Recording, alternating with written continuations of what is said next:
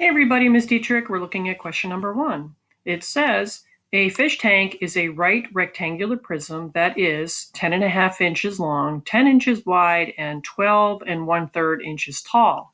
How many cubic inches of water are needed to fill the tank? All right, so we need to substitute these numbers into the volume formula for a right rectangular prism. And this is the formula that we've learned in class. So anytime you have a fraction, that's what we call a non-terminating fraction. If you were to do 1 divided by 3 on the calculator, you would get that 0.3333. So when things don't terminate, it's best to turn everything into improper fractions. So this is an improper fraction, be something halves.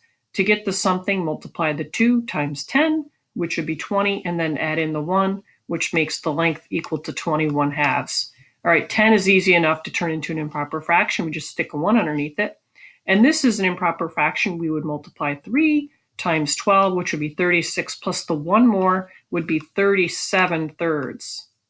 All right, now the reason that this is necessary to do that is because if you just did 12.3, that would really be a rounded number. It's not the precise number, where this is actually a precise number. And we also have the ability to reduce right here. All right, and here. So let's do that.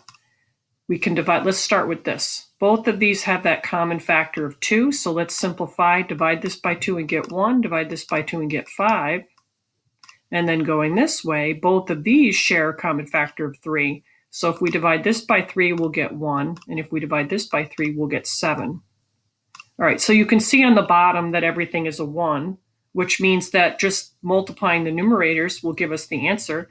But if we write it down as whatever that number is over 1, and then divide it by 1, then we're going to get that same number. So let's use our calculator to multiply all of these numbers together. Now you should be able to do 7 times 5 in your head and get the 35.